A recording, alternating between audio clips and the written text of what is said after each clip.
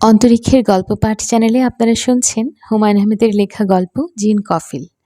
আজ গল্পটির দ্বিতীয় পর্ব শুরু করছি। নেত্রকোনা শহরের বিশিষ্ট মোক্তার মমতাজউদ্দিন সাহেবের বাড়িতে তখন আমি থাকি। ওনার সঙ্গে আমার কোনো আত্মীয়তার সম্পর্ক নাই। লোকমুখে শুনেছিলাম বিশিষ্ট ভদ্রলোক। কেউ কোনো বিপদে পড়ে তার কাছে গেলে তিনি যথাসাধ্য করেন। আমার তখন মহা বিপদ। একবেলা খাই তো একবেলা উপোস দেই। সাহসে ভর করে তার কাছে গেলাম চাকরির জন্য।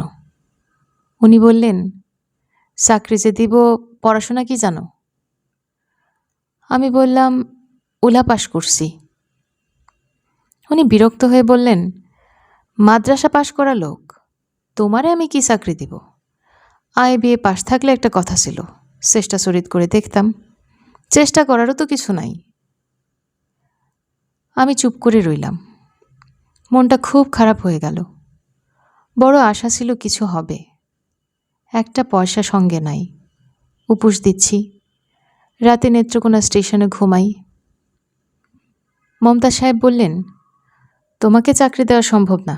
নাও, একটা 20 টাকা রাখো, অন্য কারো কাছে যাও। মসজিদে খোঁজটোজ নাও, ইমামতি পাও কিনা দেখো। আমি টাকাটা নিলাম। তারপর বললাম, ভিক্ষা নেওয়া আমার পক্ষে সম্ভব না। ঘরের কোনো কাজকর্ম থাকলে বলেন, করে দিই। তিনি অবাক হয়ে বললেন, কি কাজ করতে চাও? যা বলবেন করব। বাগানের ঘাসগুলা তুলে দেই। আচ্ছা দাও। আমি বাগান পরিষ্কার করে দিলাম।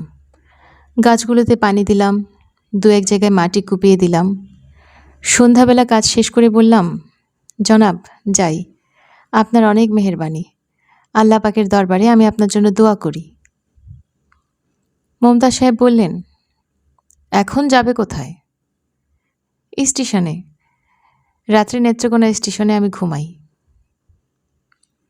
এক কাজ করো, রাতটা এখানেই থাকো, তারপর দেখি। আমি থেকে গেলাম। 1-2 দিন, 3 দিন, এভাবে 4 দিন চলে গেল।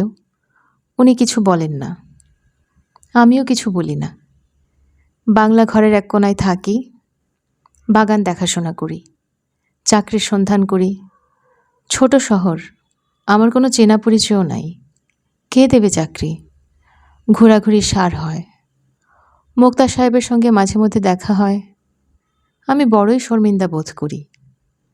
উনিও এমন ভাব করেন যেন আমাকে চেনেন না। মাসখানেক এইভাবে চলে গেল। আমি মোটামুটি তাদের পরিবারের একজন হয়ে গেলাম। মোক্তা সাহেবের স্ত্রীকে মা ডাকি, ভেতরের বাড়িতে খেতে যাই। তাদের কোনো একটা উপকার করার সুযোগ পেলে প্রাণপণে করার চেষ্টা করি। বাজার করে দেই, কল থেকে পানি তুলে দেই। মোক্তা সাহেবের 3 মেয়ে।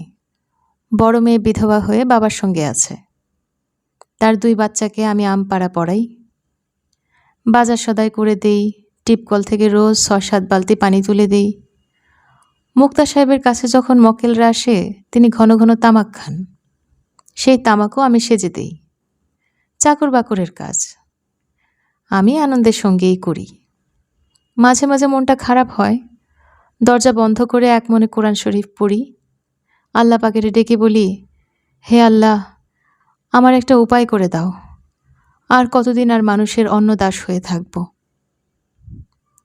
আল্লাহ পাক মুখ তুলে তাকালেন। সিদ্দিকুর রহমান সাহেব বলে এক ব্যবসায়ী বলতে গেলে সেধে আমাকে একটা চাকরি দিলেন। চালের আড়তে হিসাবপত্র রাখা, মাসিক বেতন 500 টাকা। মুক্তা সাহেবকে বললাম। তিনি খুবই খুশি হলেন। বললেন, তোমাকে অনেক দিন ধরে দেখতেছি, তুমি সৎ স্বভাবের মানুষ। ঠিকমতো কাজ করো, তোমার আয় উন্নতি হবে। আর রাতে তুমি আমার বাড়িতেই থাকো, তোমার কোনো অসুবিধা নেই। খাওয়া দাওয়াও এখানে করবে। তোমাকে আমি ঘরের ছেলের মতোই দেখি। আনন্দে মনটা ভরে গেল, চোখে পানি চলে গেল। আমি মোক্তা সাহেবের কথা মতো তার বাড়িতেই থাকতে লাগলাম। ইচ্ছা করলে চালের আড়তে থাকতে পারতাম, মন টানল না। তাছাড়া মোক্তা সাহেবের বাগানটা নিজের হাতে তৈরি করেছি। দিনের মধ্যে কিছু সময় বাগানে না থাকলে খুব অস্থির অস্থির লাগে। 1 মাস চাকরির পর বেতন পেলাম প্রথম। 500 টাকার বদলে সিদ্দিকুর রহমান সাহেব 600 টাকা দিয়ে বললেন, তোমার কাজকর্ম ভালো, এইভাবে কাজ করলে বেতন আরও বাড়িয়ে দিব। আমার মনে বড় আনন্দ হলো। আমি তখন একটা কাজ করলাম, পাগলামিও বলতে পারেন। বেতনের সব টাকা খরচ করে মুক্তা সাহেবের স্ত্রী এবং তার 3 মেয়ের জন্য 4টা শাড়ি কিনে ফেললাম। টাঙ্গাইলের সুতি শাড়ি, মুক্তা সাহেবের জন্য একটা খদ্দরের চাদর। মুক্তা সাহেবের স্ত্রী বললেন, তোমার কি মাথাটা খারাপ? এটা তুমি কি করলা? বেতনের প্রথম টাকা, তুমি তোমার আত্মীয় স্বজনের জন্য জিনিস কিনবা, বাড়িতে টাকা পাঠাইবা। আমি বললাম, মা, আমার আত্মীয় স্বজন কেউ নাই, আপনারাই আমার আত্মীয় স্বজন। তিনি খুবই অবাক হয়ে বললেন, কই, কোনোদিন তো কিছু বলো নাই। আপনি জিজ্ঞেস করেন নাই, এই জন্য বলি নাই। আমার বাবা মা খুব ছোটবেলায় মারা গেছেন। আমি মানুষ হয়েছি এতিমখানায়। এতিমখানা থেকে উলা পাস করেছি। উনি আমার কথায় মনে খুব কষ্ট পেলেন। ওনার মনটা ছিল পানির মতো, সবসময় টলমল করে। তিনি বললেন, কিছু মনে নিও না, আমার আগেই জিজ্ঞেস করা উচিত ছিল। তুমি আমারে মা ডাকো, আর আমি তোমার সম্পর্কে কিছুই জানি না। এটা খুব অন্যায় কথা, আমার খুব অন্যায় হয়েছে। তিনি তার 3 মেয়েকে ডেকে বললেন, তোমরা এরে আজ থেকে নিজের ভাইয়ের মতো দেখবা। মনে করবা তোমরা এক ভাই, তার সামনে পর্দা করার দরকার নেই। এর মধ্যে একটা বিশেষ জরুরি কথা বলতে ভুলে গেছি, মুক্তা সাহেবের ছোট মেয়ে লতিফার কথা। এই মেয়েটা পরীর মতো সুন্দর, একটু পাগল ধরনের, নিজের মনে কথা বলে, নিজের মনে হাসে, যখন তখন বাংলা ঘরে চলে আসে। আমার সঙ্গে 2-একটা টুকটাক কথাও বলে, অদ্ভুত সব কথা। একদিন এসে বলল, এই যে মৌলানা সাহেব, একটা কথা জিজ্ঞেস করতে আসছি। আচ্ছা বলেন তো, শয়তান পুরুষ না মেয়ে ছেলে? আমি বললাম, শয়তান পুরুষ। লতিফা বলল, আল্লাহ মেয়ে শয়তান তৈরি করেন নাই কেন? আমি বললাম, তা তো জানি না। আল্লাহ পাকের ইচ্ছার খবর কেমনে জানবো? আমি অতি তুচ্ছ মানুষ। কিন্তু শয়তান যে পুরুষ তা আপনি জানেন? জানি। আপনি ভুল জানেন। শয়তান পুরুষও না, স্ত্রীও না, শয়তান আলাদা এক জাত। আমি মেয়েটার বুদ্ধি দেখে খুব অবাক হই। এইরকম সে প্রায়ই করে। একদিনের কথা, ছুটির দিন, দুপুরবেলা বাংলা ঘরে আমি ঘুমাচ্ছি। হঠাৎ ঘুম ভেঙে গেল। অবাক হয়ে দেখি লতিফা আমার ঘরে। আমি ধর্মর করে উঠে বসলাম। লতিফা বলল, আপনার একটা ধাঁধা জিজ্ঞেস করতে আসছি। আচ্ছা বলেন তো, হ্যান কোন গাছ আছে এ ধরায়, স্থলে জলে কভু তাহা নাহি জন্মায়? আমি ধাঁধার জবাব না দিয়ে বললাম, তুমি কখন আসছো? লতিফা বলল, অনেকক্ষণ হইছে আসছি। আপনি ঘুমাইতেছিলেন, আপনারে জাগায় নাই। এখন বলেন, ধাঁধার উত্তর দেন। হ্যান কোন গাছ আছে এ ধরায়, স্থলে জলে কভু তাহা নাহি জন্মায়? আমি বললাম, এটার উত্তর জানা নাই। উত্তর খুব সোজা, উত্তর হইল পরগাছা। আচ্ছা আরেকটা ধরি, বলেন দেখি, পাকলে খেতে চায় না, কাঁচা খেতে চায়, এ কেমন ফল বলো তো আমায়? মেয়েটার কাণ্ড কারখানায় আমার ভয় ভয় লাগতে লাগলো। কেন সে এরকম করে? কেন বারবার আমার ঘরে আসে? লোকের চোখে পড়লে নানা কথা রটবে। মেয়ে যত সুন্দর তারে নিয়ে রটনাও তত বেশি। লতিফা আমার বিছানায় বসতে বসতে বলল, কই বলেন এটার উত্তর কি? পাকলে খেতে চায় না, কাঁচা খেতে চায়, এ কেমন ফল বলো তো আমায়? বলতে পারলেন না? এটা হলো শসা। পাকা শসা কেউ খায় না, সবাই কাঁচা শসা চায়। আচ্ছা আপনার বুদ্ধি এত কম কেন? একটাও পারেন না? আপনি একটা ধাঁধা ধরেন, আমি সঙ্গে সঙ্গে বলে দেব। আমি ধাঁধা জানি না লতিফা। আপনি কি জানেন? শুধু আল্লাহ আল্লাহ করতে জানেন, আর কিছু জানেন না? লতিফা তুমি এখন ঘরে যাও। ঘরেই তো আছি, এটা ঘর না? এটা কি বাহির? যখন তখন তুমি আমার ঘরে আসো, তা ঠিক না। ঠিক না কেন? আপনি কি বাঘ না ভাল্লুক? আমি চুপ করে রইলাম। আধা পাগল এই মেয়েকে আমি কি বলবো? এই মেয়ে কদিন নিজে বিপদে পড়বে, আমাকেও বিপদে ফেলবে। লতিফা বলল, আমি যে মাঝে মধ্যে আপনার এখানে আসি সেটা আপনার ভালো লাগে না, ঠিক না? হ্যাঁ, ঠিক। ভালো লাগে না কেন? নানান জনে নানা কথা বলতে পারে। কি কথা বলতে পারে? আপনার সঙ্গে আমার ভালোবাসা হয়ে গেছে? চুপ করে আছেন কেন, বলেন। তুমি এখন যাও লতিফা। আচ্ছা যাই, কিন্তু আমি আবার আসব, রাত দুপুরে আসব। তখন দেখবেন কি বিপদ। কেন এরকম করতেছো লতিফা? লতিফা উঠে দাঁড়াতে দাঁড়াতে বলল, যে ভয় পায় তাকে ভয় দেখাইতে আমার ভালো লাগে, এই জন্য এরকম করি। আচ্ছা মৌলানা সাহেব, যাই। আসসালামু আলাইকুম রহমতুল্লাহি বারাকাতুহু। ভাই, আপনার কাছে সত্য কথা গোপন করব না। সত্য গোপন করা বিরাট অন্যায়। আল্লাহ পাক সত্য গোপনকারীকে পছন্দ করেন না। চাকরি পাওয়ার পরেও আমি মুক্তার সাহেবের বাড়িতে থেকে গেলাম শুধু লতিফার জন্য। তারে দেখার জন্য মনটা ছটফট করত। মনে মনে অপেক্ষা করতাম কোন সময় তারে এক নজর হলেও দেখব। তার পায়ের শব্দ শুনলেও বুক ধড়ফড় করত। রাত্রে ভালো ঘুম হতো না। শুধু লতিফার কথা ভাবতাম। বলতে খুব শরম লাগছে ভাই সাহেব, তবু বলি। লতিফার চুলের কাটা কটা আমি সবসময় সঙ্গে রাখতাম। আমার কাছে মনে হতো এটা চুলের কাটা না, ৭ রাজার ধন। আমি আল্লাহ পাকের দরবারে কান্নাকাটি করতাম। বলতাম, হে পরোয়ার দিগার, হে গাফুরুর রহিম, তুমি আমাকে কি বিপদে ফেললা, তুমি আমারে উদ্ধার করো। আল্লাহ পাক আমাকে উদ্ধার করলেন। লতিফার বিয়ের প্রস্তাব আসলো। ছেলে MBBS ডাক্তার, বাড়ি গৌরীপুর, ভালো বংশ, খানদানি পরিবার। ছেলে নিজে সে মেয়ে দেখে গেল। মেয়ে তার খুব পছন্দ হলো। পছন্দ না হওয়ার কোনো কারণ নাই। লতিফার মতো রূপবতী মেয়ে সচরাচর দেখা যায় না। ছেলেও দেখতে শুনতে ভালো, শুধু গায়ের রংটা কটু ময়লা। কথাবার্তায়ও ছেলে অতি ভদ্র। বিয়ে ঠিকঠাক হয়ে গেল। 12ই শ্রাবণ, শুক্রবার দিবাগত রাত্রে বিবাহ পড়ানো হবে। আমার মনটা বড়ই খারাপ হয়ে গেল। আমি জানি এই মেয়ের সঙ্গে আমার বিবাহের কোনো প্রশ্নই ওঠে না। কোথায় সে আর কোথায় আমি? চাকর শ্রেণীর আশ্রিত একজন মানুষ। জমি জামা নাই, আত্মীয় স্বজন নাই, সহায় সম্বল নাই। তার জন্য আমি কোনোদিন আফসোস করি নাই। আল্লাহ পাক যাকে যা দেন তা নিতান্তই সন্তুষ্ট থাকতে হয়। আমিও ছিলাম। কিন্তু যেদিন লতিফার বিয়ের কথা পাকাপাকি হয়ে গেল, সেদিন কি যে কষ্ট লাগলো বলে আপনাকে বুঝাইতে পারবো না।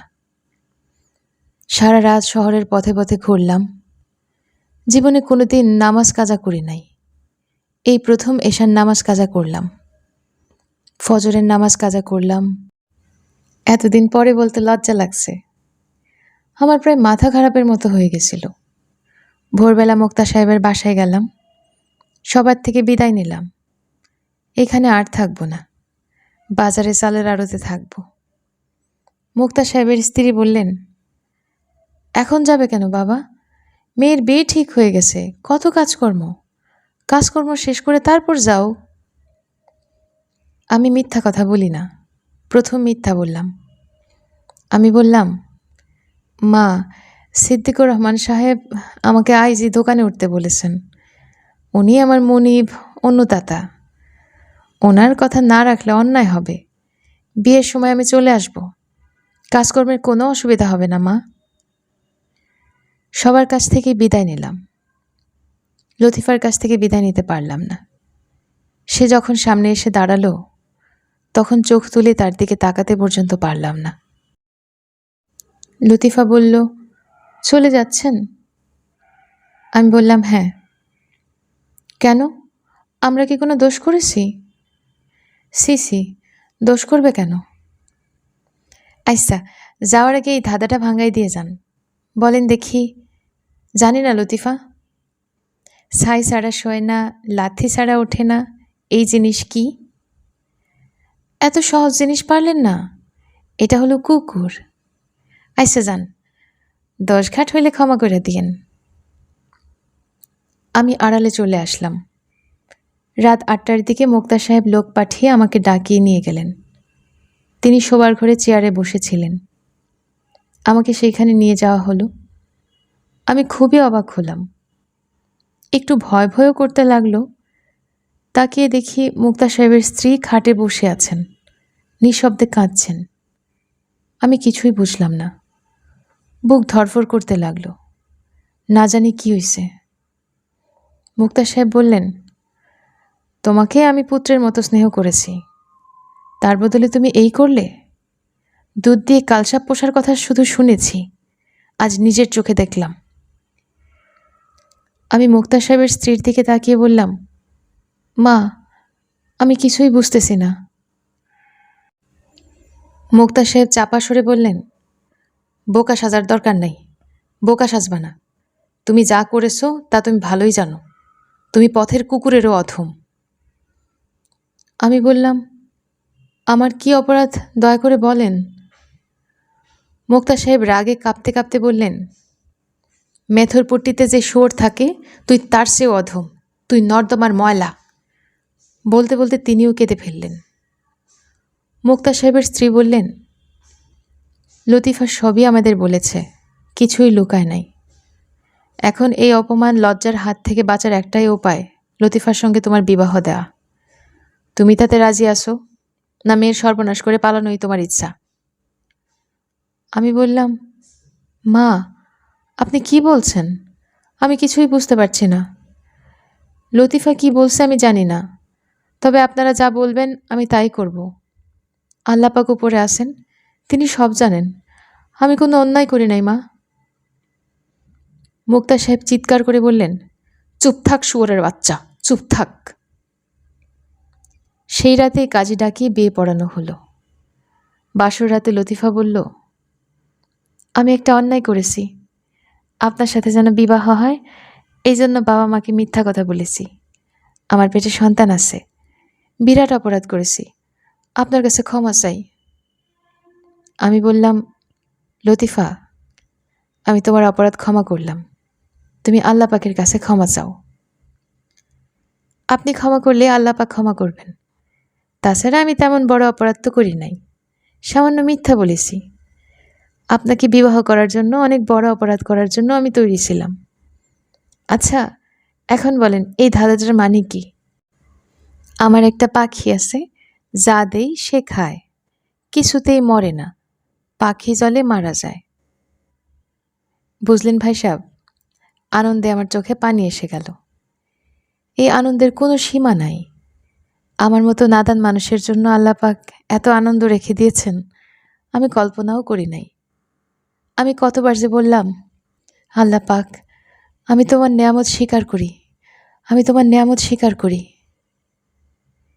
বিয়ের পর আমি শ্বশুরবাড়িতেই থেকে গেলাম। আমার এবং লতিফার বড় দুঃখের সময় কাটতে লাগলো। শ্বশুরবাড়ির কেউ আমাদের দেখতে পারে না, খুবই খারাপ ব্যবহার করে। আমার শাশুড়ি দিনরাত লতিফাকে অভিশাপ দেয়, মর মর মর তুই। আমার শ্বশুর সাহেব একদিন আমাকে ডেকে বললেন, সকালবেলায় তুমি আমার সামনে আসবা না, সকালবেলায় তোমার মুখ দেখলে আমার দিন খারাপ যায়। শ্বশুরবাড়ি কেউ আমাদের সঙ্গে কথা বলে না, তারা একসঙ্গে খেতে বসে, সেখানে আমার যাওয়া নিষেধ। সবার খাওয়া দাওয়া শেষ হলে লতিফা থালায় করে আমার জন্য ভাত নিয়ে আসে। সেই ভাত আমার গলা দিয়ে নামতে চায় না। লতিফা রোজ বলে, চলো অন্য কোথাও গিয়া থাকি। আমি চুপ করে থাকি। কই যাব বলেন? আমার কি যাওয়ার জায়গা আছে? যাওয়ার কোনো জায়গা নাই। লতিফা খুব কান্নাকাটি করে।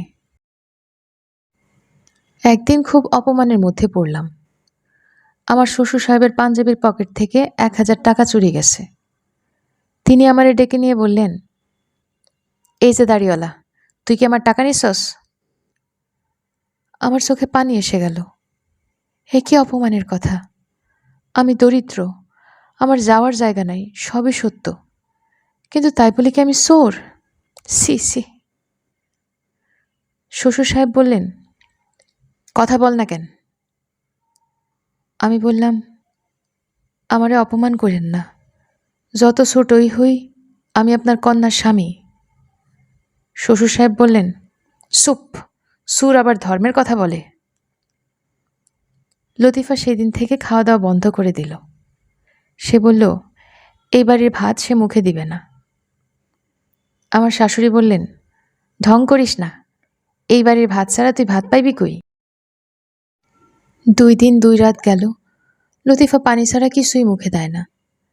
আমারে বলে, তুমি আমারে অন্য কোথাও নিয়ে চলো, দরকার হইলে গাছতলায় নিয়ে চলো, আমি এই বাড়ির ভাত মুখে দিব না। আমি মহা বিপদে পড়লাম। সারা রাত আল্লাহরে ডাকলাম।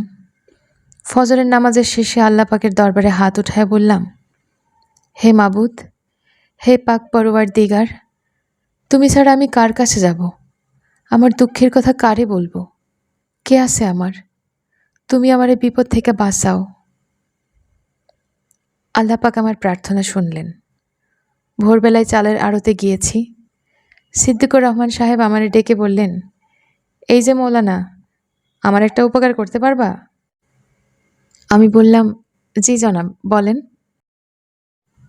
ময়মনসিংহ শহরে আমি নতুন বাড়ি করেছি, এখন থেকে ওই বাড়িতেই থাকব। সপ্তাহে সপ্তাহে এখানে আসব। নেত্রকোনায় আমার যে বাড়ি আছে, তুমি কি এই বাড়িতে থাকতে পারবা? নেত্রকোনার বাড়ি আমি বিক্রি করতে চাই না। শুনলাম তুমি বিবাহ করেছো, তুমি এবং তোমার স্ত্রী 2 জন মিলে থাকো। আমি বললাম, জনাব, আমি অবশ্যই থাকব। তাহলে তুমি এক কাজ করো, আজকেই চলে আসো। একতলার কয়েকটা ঘর নিয়ে তুমি থাকো, দোতলার ঘর তালাবদ্ধ থাকুক। জি আচ্ছা। বাড়িটা শহর থেকে দূরে, তবে ভয়ের কিছু নাই। একজন দারোয়ান আছে, 24 ঘন্টা থাকবে। দারোয়ানের নাম বলরাম, ভালো লোক। জনাব, আমি আজকেই উঠব। সেদিন বিকেলেই সিদ্দিক সাহেবের বাড়িতে গিয়ে উঠলাম। বিরাট বাড়ি। বাড়ির নাম সূর্যবালা হাউস। হিন্দু বাড়ি ছিল। সিদ্দিক সাহেবের বাবা কিনে নিয়েছিলেন। 8 ইঞ্চি ইটের দেয়ালে বাড়ির চারদিক ঘেরা। দোতলা পাকা দালান, বিরাট বড় বড় বারান্দা। দেয়ালের ভিতর নানা জাতের গাছগাছরা।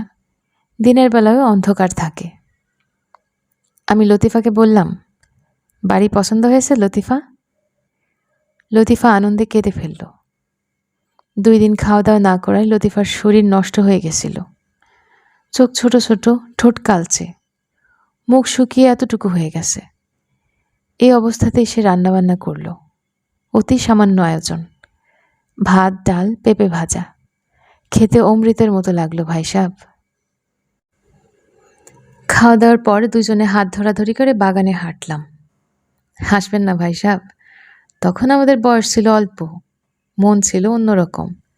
হাঁটতে হাঁটতে আমার মনে হলো, এই দুনিয়াতে আল্লাহ পাক আমার মতো সুখী মানুষ আর তৈরি করে নাই।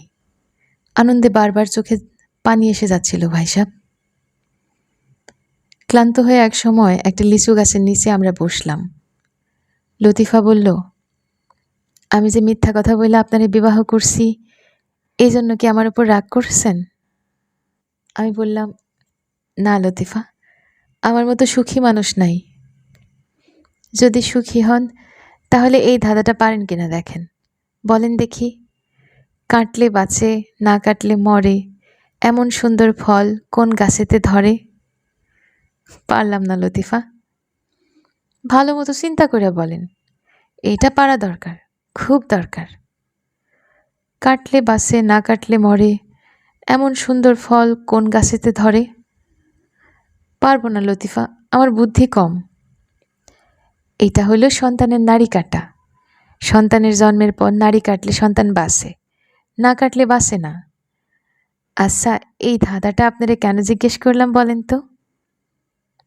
তুমি বলো, আমার বিচার বুদ্ধি খুবই কম। এইটা আপনারে বললাম কারণ আমার সন্তান হবে। লতিফা লজ্জায় 2 হাতে মুখ ঢেকে ফেলল। কি যে আনন্দ হলো আমার ভাই সাহেব, কি যে আনন্দ! সেই রাতে লতিফার জ্বর আসলো। বেশ ভালো জ্বর। আমি জ্বরের খবর রাখি না, ঘুমাচ্ছি। লতিফা আমাকে ডেকে তুলে বলল, আমার খুব ভয় লাগতেছে, একটু উঠেন তো। আমি উঠলাম। ঘর অন্ধকার, কিছু দেখা যায় না। হারিকেন জ্বালায় শুয়েছিলাম, বাতাসে নিভে গেছে। হারিকেন জ্বালালাম, তাকিয়ে দেখি লতিফার মুখ ভয়ে সাদা হয়ে গেছে। সে ফিসফিস করে বলল, ছাদের কার নিচে কে যেন হাঁটে। আমি শোনার চেষ্টা করলাম, কিছু শুনলাম না। লতিফা বলল, আমি স্পষ্ট শুনেছি, একবার না অনেকবার শুনেছি। জুতা পায়ে দিয়ে হাঁটে, জুতার শব্দ হয়, হাঁটার শব্দ হয়। বোধহয় দারোয়ান। না, দারোয়ান না, অন্য কেউ। কি করে বুঝলা অন্য কেউ? বললাম না, জুতার শব্দ। দারোয়ান কি জুতা পরে? তুমি থাকো, আমি খোঁজ নিয়ে আসি। না না, এখানে একা থাকলে আমি মরে যাব। আমি লতিফার হাত ধরে বসে রইলাম। এই প্রথম বুঝলাম লতিফার খুব জ্বর। জ্বর আরও বাড়ল, একসময় জ্বর নিয়ে ঘুমায় পড়ল। তখন আমি নিজেই শব্দটা শুনলাম, ঝনঝন শব্দ, জুতার শব্দ না, অন্যরকম শব্দ, ঝনঝন ঝনঝন। এক মনে আয়াতুল কুরসি পড়লাম। 3 বার আয়াতুল কুরসি পড়ে হাততালি দিলে সেই হাততালির শব্দ যত দূর যায় ততদূর কোনো জিনভূত আসে না। হাততালি দেওয়ার পর ঝনঝন শব্দ কমে গেল, তবে পুরাপুরি গেল না। আমি সারা রাত জেগে কাটালাম। ভোরবেলা সব স্বাভাবিক। রাতে যে এত ভয় পেয়েছিলাম মনেই রইল না। লতিফার গায়েও জ্বর নেই। সে ঘরদোয়ার গোছাতে শুরু করল। একতলার সর্বদক্ষিণের 2টো ঘর আমরা নিয়েছি, বারান্দা আছে, কাছেই কলঘর। লতিফা নিজের সংসার ঠিকঠাক করতে ব্যস্ত হয়ে পড়ল। দারোয়ান বলরাম সাহায্য করার জন্য চলে আসলো। বলরামের বয়স প্রায় 77-এর কাছাকাছি। আদিবাড়ি নেপালে, 10 বছর বয়সে বাংলাদেশে এসেছে, আর ফিরে যায়নি। এখন পুরোপুরি বাঙালি। বাঙালি একটা মেয়েকে বিয়ে করেছিল, সে মেয়ে মরে গেছে। বলরামের এক ছেলে আছে, খুলনার এক ব্যাংকের দারোয়ান। ছেলে বিয়ে শাদী করেছে, বাবার কোনো খোঁজখবর করে না। বলরামের সঙ্গে অতি অল্প সময় লতিফার ভাব হলো। বলরাম লতিফাকে মা বলে ডাকা শুরু করলো। আমি নিশ্চিন্ত হয়ে দোকানে চলে গেলাম। ফিরতে সন্ধ্যা হয়ে গেল। বাড়িতে ঢুকে দেখি বারান্দায় পা ছড়িয়ে লতিফা বসে আছে, তার মুখ শুকনা।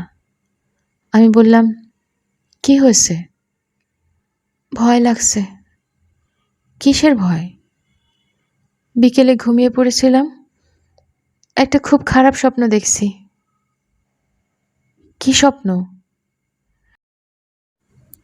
দেখলাম আমি ঘুমাচ্ছি, একটা লম্বা কালো এবং মোটা লোক ঘরে ঢুকলো।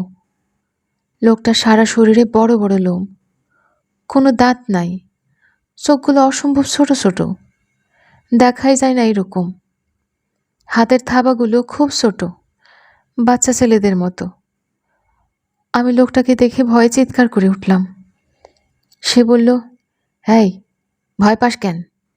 আমার নাম কফিল, আমি তোর সাথেই থাকি, তুই টের পাস না? তুই বিয়ে করেছিস, আমি কিছু বলি নাই, এখন আবার সন্তান হবে।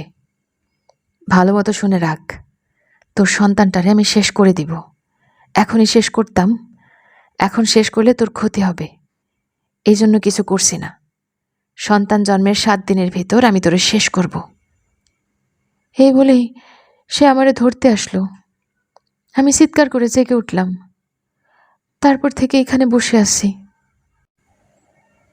আমি বললাম, স্বপ্ন হলো স্বপ্ন, কত খারাপ খারাপ স্বপ্ন মানুষ দেখে। সবচেয়ে বেশি খারাপ স্বপ্ন দেখে পোয়াতি মেয়ে ছেলে, তাদের মনে থাকে মৃত্যু ভয়। কথাবার্তা বলে লতিফাকে মোটামুটি স্বাভাবিক করে তুললাম। সে ঘরের কাজকর্ম করতে লাগলো, রান্না করলো।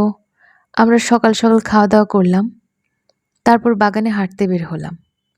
লতিফা বলল, এই বাড়িতে একটা দোষ আছে, সেটা কি আপনি জানেন? কি দোষ? এই বাড়িতে একটা খারাপ কুয়া আছে। সিদ্দিক সাহেবের 4 বছর বয়সের একটা ছোট্ট মেয়ে কুয়ায় পড়ে মারা গেছিল। কুয়াটা দোষী। কি যে বলো তুমি? কুয়া দোষী হবে কেন? বাচ্চা মেয়ে খেলতে খেলতে পড়ে গেছে। তা না, কুয়াটা আসলেই দোষী। কে বলেছে? বলরাম বলেছে কুয়াটার মুখ সিদ্দিক সাহেব টিন দিয়ে ঢেকে দিয়েছেন। সেই টিনে রাতের বেলায় ঝনঝন শব্দ হয়, মনে হয় ছোট কোনো বাচ্চা টিনের উপর লাফায়।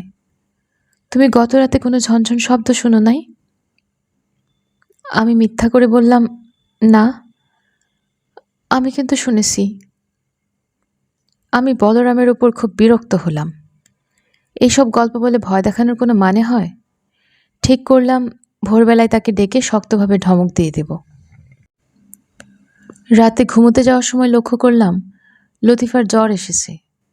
সে কেমন ঝিম মেরে গেছে। মনটা খারাপ হয়ে গেল। হারিকেন চালিয়ে রাতে ঘুমোতে গেলাম। গভীর রাতে ঘুম ভাঙল। লতিফা আমাকে ঝাঁকাচ্ছে। ঘর অন্ধকার। লতিফা বলল, হারিকেন আপনা আপনি নিভে গেছে। আমার বড় ভয় লাগতেছে। আমি হারিকেন জ্বালালাম, আর তখনই ঝনঝন শব্দ পেলাম। একবার না, বেশ কয়েকবার। লতিফা ফিসফিস করে বলল, শব্দ শুনলে? আমি জবাব দিলাম না। লতিফা কাঁদতে লাগলো।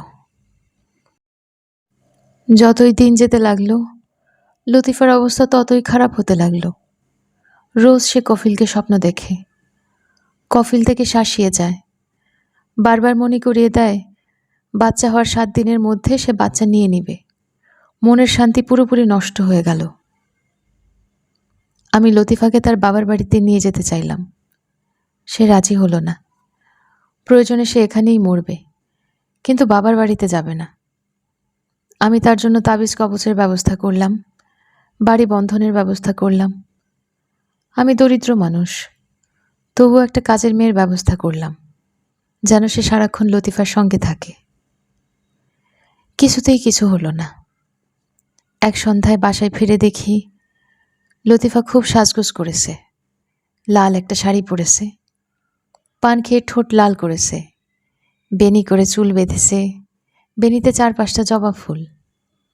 সে পা ছড়িয়ে মেঝেতে বসে আছে। একটু দূরে বলরাম এবং কাজের মেয়েটা। তারা দুজন ভীত চোখে তাকিয়ে আছে লতিফার দিকে। আমাকে দেখে লতিফা খিলখিল করে হেসে উঠল। হাসি আর থামতেই চায় না। আমি বললাম, কি হয়েছে লতিফা?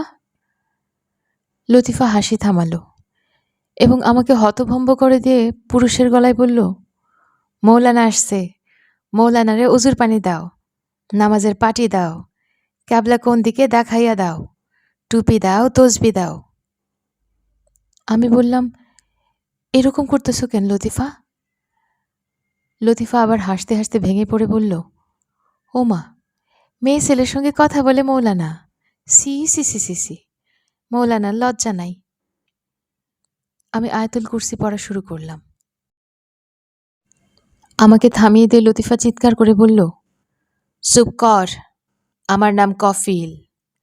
তোর মতো মৌলানা আমি 10টা হজম কইরা রাখছি। গোটা কোরআন শরীফ আমার মুখস্থ। আমার সঙ্গে পাল্লা দিবি? আয়, পাল্লা দিলে আয়। প্রথম থেকে শুরু করি। ভয় পাইছস? ভয় পাওনেরই কথা। বেশি ভয় পাওনের দরকার নাই। তোরে আমি কিছু বলবো না, তোর বাচ্চাটারে শেষ করব। তুই মৌলানা মানুষ, তুই বাচ্চা দিয়ে কি করবি? তুই থাকবি মসজিদে। মসজিদে বইসা তুই তোর আল্লাহরে ডাকবি। পোলাপান না থাকাই তোর জন্য ভালো। একটা ভয়ঙ্কর রাত পার করলাম ভাই সাহেব। সকালে দেখি সব ঠিকঠাক।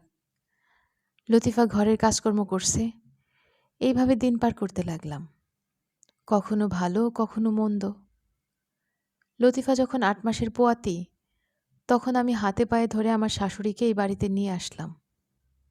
লতিফা অনেকটা শান্ত হলো, তবে আগের মতো সহজ স্বাভাবিক হলো না।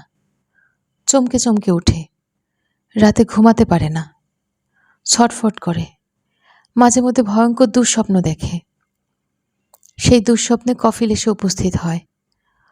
কফিল চাপা গলায় বলে, দেরি নাই, আর দেরি নাই, পুত্র সন্তান আসতেছে, 7 দিনের মধ্যে নিয়ে যাব, কান্নাকাটি যা করার কইরা নাও।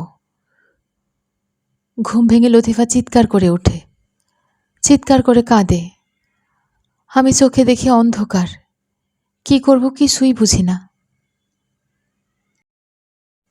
শ্রাবণ মাসের 3 তারিখে লতিফার একটা পুত্র সন্তান হলো। কি সুন্দর যে ছেলেটা হলো ভাই সাহেব, না দেখলে বিশ্বাস করবেন না। চাপা ফুলের মতো গায়ের রং, টানা টানা চোখ। আমি 100 রাকাত শুকরানা নামাজ পড়ে আল্লাহর কাছে আমার সন্তানের হায়াত চাইলাম। আমার মনের অস্থিরতা কমল না। আতুর ঘরের বাইরে একটা বেঞ্চ পেতে রাতে শুয়ে থাকি। আমার স্ত্রীর সঙ্গে থাকেন আমার শাশুড়ি আর আমার স্ত্রীর দুঃসম্পর্কের এক খালাতো বোন। পালা করে কেউ না কেউ সারা রাত জেগে থাকি। লতিফার চোখে এক ফোঁটাও ঘুম নাই। সন্তানের মা সারাক্ষণ বাচ্চার বুকের নিচে আড়াল করে রাখে, এক মুহূর্তের জন্য চোখের আড়াল করে না। আমার শাশুড়ি যখন বাচ্চা কোলে নেন, তখনও লতিফা বাচ্চাটার গায়ে হাত দিয়ে রাখে, যেন কেউ নিয়ে যেতে না পারে। 6 দিনের দিন কি হলো শোনেন। ঘোর বর্ষা, সারা দিন বৃষ্টি হয়েছে। সন্ধ্যার পর আকাশ ভেঙে বৃষ্টি নামলো।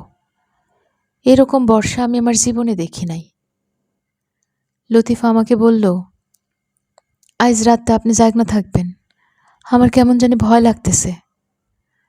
আমি বললাম, কেমন ভয় লাগতেছে? জানি না, একটু পরে পরে শরীর কাঁপতেছে। তুমি নিশ্চিন্ত হইয়া থাকো, আমি সারা রাত জাগনা থাকব। আপনি একটু বলরামরেও খবর দেন, সেও যেন জাগনা থাকে। আমি বলরামকে খবর দিলাম। লতিফা বাচ্চাটারে বুকের নিচে নিয়ে শুয়ে আছে। আমি এক মনে আল্লাহ পাকেরে ডাকতেছি। জীবন দেওয়ার মালিক তিনি, জীবন নেয়ার মালিকও তিনি। রাত তখন কত আমি জানি না ভাই সাহেব, ঘুমায় পড়েছিলাম। লতিফার চিৎকারে ঘুম ভাঙল। সে আসমান ফাটাইয়া চিৎকার করতেছে, আমার বাচ্চা কই গেল, আমার বাচ্চা কই গেল। 2টা হারিকেন জ্বালানো ছিল, 2টাই নেভানো। পুরা বাড়ি অন্ধকার। কাঁপতে কাঁপতে হারিকেন জ্বালালাম, দেখি সত্যি বাচ্চা নাই। আমার শাশুড়ি ফিট হয়ে পড়ে গেলেন। লতিফা ঝড় বৃষ্টির মধ্যে দৌড়ায় ঘর থেকে বার হইয়া গেল, ছুটে গেল কুয়ার দিকে। কুয়ার ওপর টিন দিয়ে ঢাকা ছিল, তাকায় দেখি টিন সরানো। লতিফা চিৎকার করে বলছে, আমার বাচ্চাটারে কুয়ার ভিতর ফালাইয়া দিছে, আমার বাচ্চা কুয়ার ভিতরে। লতিফা লাফ দিয়া কুয়ার নামতে চাইল, আমি তাকে জড়ায় ধরলাম। ইমাম সাহেব চুপ করে গেলেন, কপালের ঘাম মুছলেন। আমি বললাম, বাচ্চাটা কি সত্যি কুয়াতে ছিল? জি। আর দ্বিতীয় বাচ্চা, সেও কি এভাবেই মারা যায়? জি না জনাব, আমার দ্বিতীয় বাচ্চা শ্বশুর বাড়িতে জন্মগ্রহণ করে। সিদ্দিক সাহেবের ওই বাড়ি তাহলে আপনি ছেড়ে দেন? জি। তাতে অবশ্য লাভ হয় না, কফিলের যন্ত্রণা কমে না। দ্বিতীয় সন্তানটাকেও সে মারে জন্মের 4 দিনের দিন। আমি আঁতকে উঠে বললাম, থাক ভাই, আমি শুনতে চাই না, গল্পগুলো আমি সহ্য করতে পারছি না। ইমাম সাহেব বললেন, আল্লাহ পাক আরেকটা সন্তান দিতেছেন, কিন্তু এই সন্তানটারেও বাঁচাইতে পারবো না।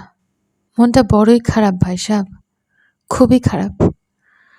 আমি কতবার চিৎকার করে বলেছি, কফিল তুমি আমারে মেরে ফেলো, আমার সন্তানরে মাইরো না, এই সুন্দর দুনিয়া তারে দেখতে দাও। আপনারা শুনছিলেন হুমায়ুন আহমেদের লেখা জিন কফিল গল্পের 2য় পর্ব। পরবর্তী পর্ব শোনার আমন্ত্রণ। ধন্যবাদ।